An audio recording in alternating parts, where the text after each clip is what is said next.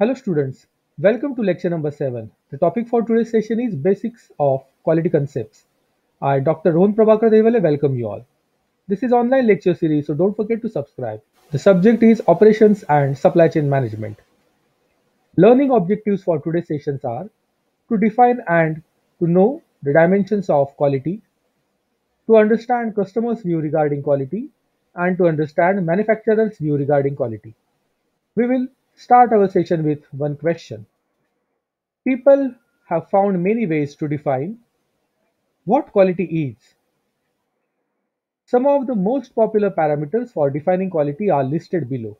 These parameters are: quality can be a degree of excellence, it can said to be conformance to requirements, quality is fitness for use, it is fitness for purpose, quality can be freedom from defects, and quality can be delighting customers. Thus, we can say that all of them, these parameters are right, as they each contain a key element of what quality means to users of products and services. We will see some definitions of quality. Quality is conformance to requirements. The requirement may not fully represent customers' expectations. Crosby treats this as a separate problem. So, according to Philip B. Crosby, definition of quality is conformance to requirements. We will see another definition. Another definition is quality is the efficient production of the quality that the market expects. And he linked quality and management together. Cost go down and productivity goes up as improvement of quality is accomplished by better management of design, engineering, testing, and by improvement of processes. This definition was given by W. Edward Deming. Another definition of quality: quality is degree to which a set of inherent characteristics fulfill requirements. The standard defines requirement as need or expectations. So this definition is accordingly ISO 9000. Definition of quality according to Joseph Juran is: quality is fitness for use. Here fitness is defined by the customer. One more definition according to American Society of Quality. The definition of quality is a combination of quantitative and qualitative perspective for which each person has his or her definition. Examples of which include meeting the requirements and expectations in service or product that were committed to, and pursuit of optimal solutions contributing to confirm successes fulfilling accountabilities. So we can say that in technical uses, quality can be having two meanings. One is the characteristics of product or service that bear on its ability to satisfy stated or implied needs, and a product or service free from deficiencies. Now we will see dimensions of quality. 8 dimensions of product quality management can be used as a strategic level to analyze quality characteristics. Some of the dimensions are mutually reinforcing, whereas others are not improvement in one may be at expenses of other. Understanding the trade-off desired by the customers among these dimensions can help in building a competitive advantage. This competitive advantage will be useful for organizations. David A. Garvin's 8 dimensions of product quality. So we will see these. 8 dimensions of quality. These dimensions are performance, features, reliability, conformance, durability, serviceability, aesthetic, and perceived quality. So these are 8 dimensions of quality. These were given by David A. Garvin. We will see each and every dimension one by one. First is performance. Performance refers to a product's primary operating characteristics. This dimension of quality involves measurable attributes. Brands can usually be ranked objectively on individual aspects of performance. Next are features. Features are additional characteristics that enhances the appeal of the product or services to the user. Next dimension is reliability. This is third dimension. Reliability is the likelihood that a product will not fail within a specific time period. This is the key element for users who need the product to work without fail. Fourth dimension is conformance. Conformance is the precision with which the product or service meets the specified standards. Fifth dimension is durability of the product or service. Durability measures the length of a product's life.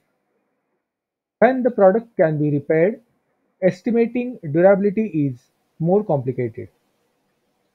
The item will be used until it is no longer economically to operate it. This happens when the repair rate and the associated cost increases significantly. Next dimension is serviceability. Serviceability is the speed by which or with which the product can be put into service when it breaks down, as well as the competency and the behavior of the service person. Next dimension is aesthetic. Aesthetic is subjective dimensions indicating the kind of response a user has to a product. It represents the individual's personal preference. Last dimension is perceived quality. Perceived quality is the quality attributed to a good or service based on indirect measures. Now we will see customers' view regarding quality. Customers' view regarding quality concept. One view of quality is that it is defined entirely by the customer or end user, and it is based upon that person's evaluation of his or her entire customer experience. The customer experience is defined as the aggregate of all the interactions that customers have with the company's products or services. For example, any time one buys a product, one forms an impression based on how it was sold, how it was delivered, how it was performed, and how well it was supported, etc. Now we will see manufacturer's view regarding quality. In the manufacturing industry, it is commonly stated that quality drives productivity. Improved productivity is a source of greater revenues, employment opportunities, and technical advances. However, this has not been the case historically, and in the early 19th century it was recognized that some markets, such as those in Asia, preferred cheaper products to those of quality. Most discussion of quality refers to a finished part, whatever it is in the process. Inspection, which is what quality insurance usually means, is historical since the work is done. The best way to think about quality is in the process control. If the process is under control, inspection is really not necessary. However, there is one characteristic of modern quality that is universal. In the past, when we tried to improve quality, typically defined as producing fewer defective parts, we did so at the expense of increased cost, increased task time, and longer cycle time, etc. Quality, especially in the manufacturing and diverse industries, is regulated, tested, and certified. Diverse methods, models, and standards are provided to test the quality. Different views of quality that can exist in the same firm. So accordingly, in a particular organization, suppose there are various departments, quality can be defined or perceived differently by different departments. Suppose take example of engineering department. The engineering department will think a product engineer might associated quality with a better or quality product design. In the same way, marketing department, a marketing executive might associate quality with quick customer response. And in accounting department, accountant might associate quality with low product cost. This is the book of Simba publication, Operations and Supply Chain Management, written by myself. In my next video, we will learn concept of internal customer. Learning outcomes from today's lectures are: we have defined quality and we have seen 8 dimensions of quality. We have also seen customers' view regarding quality and manufacturers' view regarding quality. Don't forget to like, share, comment, subscribe and turn on the bell icon for further notification. Thanks for watching this video. All the best for your studies. These are some references I have used to prepare this video. Thanks.